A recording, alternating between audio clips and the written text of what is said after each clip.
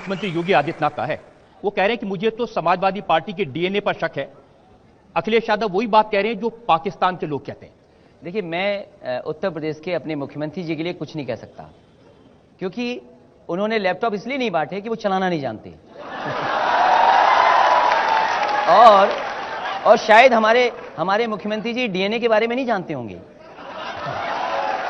ये क्योंकि हम मेडिकल यूनिवर्सिटी में बैठे हैं, हमारे यहाँ जो बच्चे बैठे हैं वो मेडिकल स्टडी कर रहे होंगे, वो समझते होंगे डीएनए क्या है। मैं तो एक दिन ताज्जुब इस बात पे भी कर गया कि जब मैंने प्रधानमंत्री जी का भाषण सुना जर्मनी में, और प्रधानमंत्री जी ने जर्मनी में कहा कि हमारा आपका डीएनए एक है। सोचिए हमारे मुख्यमंत्री जी क्या समझेंगे इसको। और फिर मैं मुख्यमंत्री जी की जानकारी के लिए बता दूं कि मेरी वाइफ जिस बैकग्राउंड से आती है, उसके फादर फौज में है, उसकी बहन फौज में है। मैं जिस स्कूल से पढ़ करके आता हूं वो मिलिट्री स्कूल है। मेरे फादर नेताजी देश के डिफेंस मिनिस्टर रहे और मेरे ताऊ जी फौज में रहे। अब वो बता दें उनके कौन कौन लोग फौज में रहे हैं, और बता दें हमारे साथ के पढ़ने वाले आज भी जॉर्जियन सीमा पर कहीं ना कहीं रक्षा कर रहे होंगे। और जो सबसे ज्यादा एडवाइस करते हैं सरकार को, मैं उनका नाम नहीं लेना चाहता हूं, जो सबसे बड़े अधिकारी हैं, जो सुरक्षा को लेकर के राय मशवरा देते हैं सरकार को, वो उन्हीं स्कूल से पढ़े हैं जिस स्कूल से मैं पढ़ा हूं। शायद ये मुख्यमंत्री जी नहीं जानते। सोचो कैसे मुख्यमंत्री हैं हमारे। वो रेफर कर रहे थे आपके उस बयान का जिसमें आपने कहा था कि हम जानना चाहते हैं एयर स्ट्राइक में कितने आतंकवादी मारे गए, कितने कैंप तबाह हुए, और ये बात पाकिस्तान की फौज के प्रवक्ता ने भी पूछी थी। मैं एक बात आपको बता दूं, यही मुश्किल है। इसीलिए मजबूत सरकार ने पूरे देश की जनता को धोखा दिया है। और इसलिए धोखा दिया, हम विपक्ष हैं, हम एक नागरिक हैं। अगर हम सवाल भी नहीं कर सकते उनसे, अगर हम सवाल करेंगे तो कहेंगे आप एंटी नेशनल हैं। आप ये बताइए हम एंटी नेशनल कैसे हो गए अगर हम कोई सवाल करना चाहते हैं। ये बताइए इंटेलिजेंस फेल्यूर किसका था, पुलवामा में कैसे मर गए इतने लोग, क्या हम ये सवाल नहीं पूछ सकते? मेरे ख्याल से आपको पूरा हक है सवाल पूछने का। तो मैं उनसे पूछता हूं कि बताइए, केवल मैं नहीं, जो वो दावा करते हैं कि 130 करोड़ देश की जनता, वो 130 करोड़ की जनता उन्हें हटा दो, अकेले सब जानना चाहती है कि आखिरकार पुलवामा में कैसे घटना हुई। आप बताइए, आप इतने बड़े राष्ट्रभक्त बनते हैं, आप एक सिपाही से डर गए?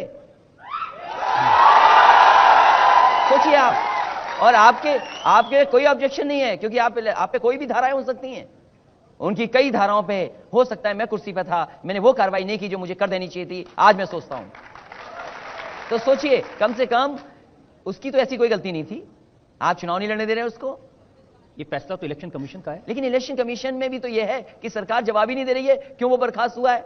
मैंने तो अखबार में पढ़ा कि बताया जा रहा कि वो शराबी था। अरे भाई, पूरी फौज को राशन मिलता है, क्यों शराब की बोतल इशू नहीं होती क्या? आप पीने के लिए खुद कहते हैं, फौज में खुद कहे जाता है। आपने एक और सवाल उठाया विंग कमांडर अभिनंदन का। आपने कहा कि अभिनंदन की रिहाई अमेरिका के प्रेशर में की गई। कुछ खबरें आई हैं, आप देखिए ट्वीट क्या हुआ है। अमेरिका के लोगों ने क्या ट्वीट किया, वहां के लोगों ने क्या, वहां के राष्ट्रपति ने कुछ नहीं स्टेटमेंट दिया था? अमेरिका के लोगों ने तो ये कहा कि भारत सरकार ये नहीं कहती कि हमारी डिप्लोमेसी कामयाब हुई। What does it mean? Diplomacy का मतलब क्या है? अमेरिका के लोगों ने तो ये स्टेटमेंट दिया कि भारत ने पाकिस्तान पर हमला करने के लिए 12 मिसाइल तैनात कर दी थी, खतरा था, इसलिए पाकिस्तान को। और वो बीच में ही हमारे चीन वाली जो एंटी मिसाइल गन थी, उसने हमारे हवाई जहाज को गिरा दिया। देखिए, ये देश को उलझाए नहीं। ये इसीलिए मैं कहता हूं इस सरकार ने सच मार दिया, भरोसे तोड़े हैं सरकार ने, इसलिए सरकार जानी चाहिए। अब तो मसूद अजहर को डेजिग्नेट कर दिया अंतर्राष्ट्रीय आतंकवादी। और मसूद अजहर को छोड़ने कौन गया था?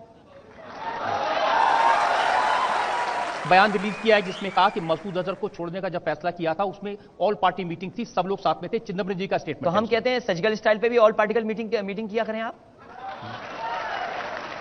तो ये बताइए कि जो मसूद अजहर को डेजिग्नेट किया है, इसका कुछ थोड़ा बहुत क्रेडिट मोदी जी को देंगे या नहीं देंगे? मैं ये कहता हूं कोई एक्सरसाइज एक दिन की नहीं है। ये एक्सरसाइज पहले से चल रही थी। कम से कम उन अधिकारियों को जो लगातार इसका फॉलोअप कर रहे थे, उन डिप्लोमेट्स को बधाई देना चाहिए। वैसे कमलनाथ जी ने तो ये पूछा है कि ये चुनाव के दौरान क्यों हुआ। मैं कमलनाथ जी के बारे में कुछ नहीं कह सकता, वो पड़ोसी मुख्यमंत्री हैं, वो कुछ भी कह सकते हैं। ये तो कहीं आपको तो नहीं देता कि इसका कुछ फायदा हो जाएगा चुनाव में मोदी जी को? देखिए, अब बहुत सारे फेज चले गए चुनाव के, अब जनता ने मन बना लिया है। जनता दुखी है इन लोगों से, क्योंकि इन्होंने अपने वादे पूरे नहीं किए हैं। क्या अपने 2014 के किसी भी घोषणा पत्र में किए हुए वादे पर बहस कर रहे हैं?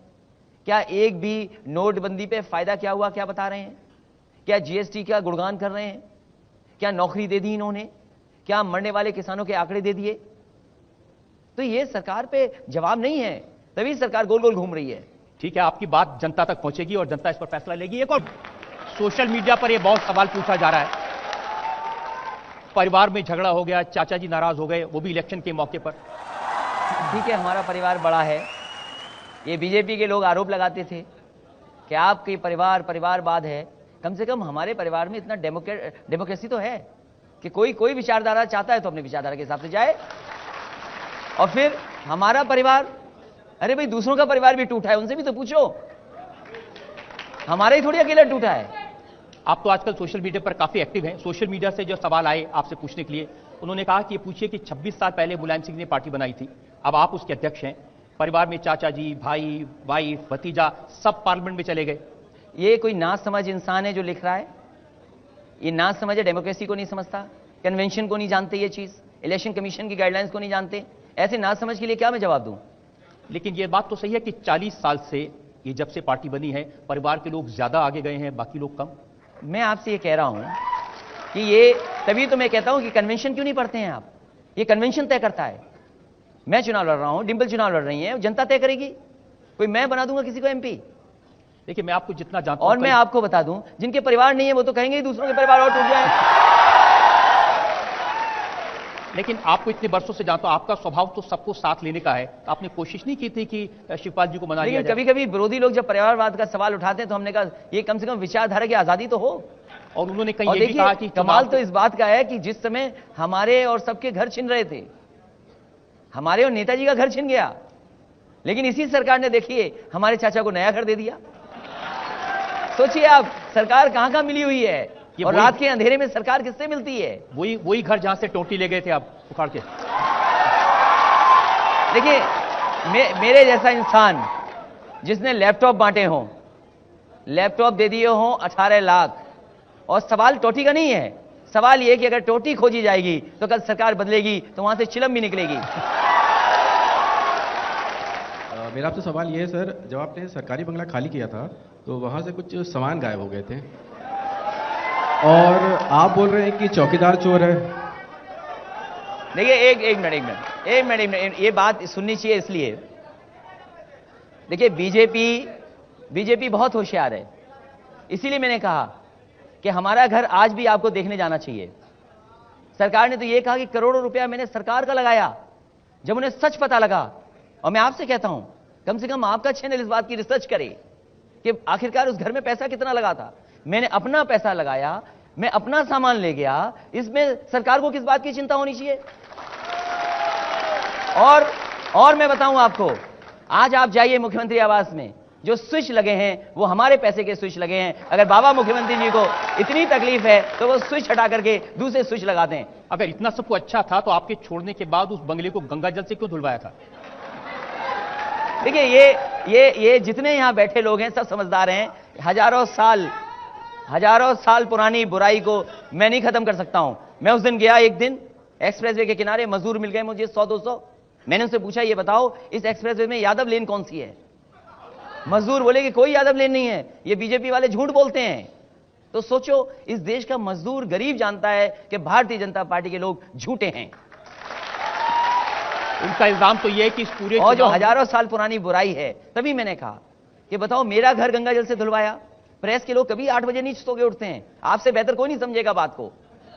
जो रात में ज्यादा काम करते हैं, और अक्सर प्रेस के लोगों को ज्यादा काम करना पड़ता है रात को, बताओ सुबह उठ गए, 8 बजे उठ गए जाकर के। सोचिए आप, कितनी बड़ी साजिश है। लेकिन हमारे तो प्रधानमंत्री कहते हैं कि वो पिछड़ी जाति के हैं और सबसे पिछड़ी वो जाति कंफ्यूज हैं। सोचो, अगर वो पिछड़े हैं, अगर वो पिछड़े थे तो बताओ उन्होंने पिछड़ों के हक को क्यों छीना? हमें बताएं, हमें केवल ये बता दें प्रधानमंत्री जी कि जो आरक्षण मिलता था, वो कहेंगे कि सुप्रीम कोर्ट का बहाना देंगे।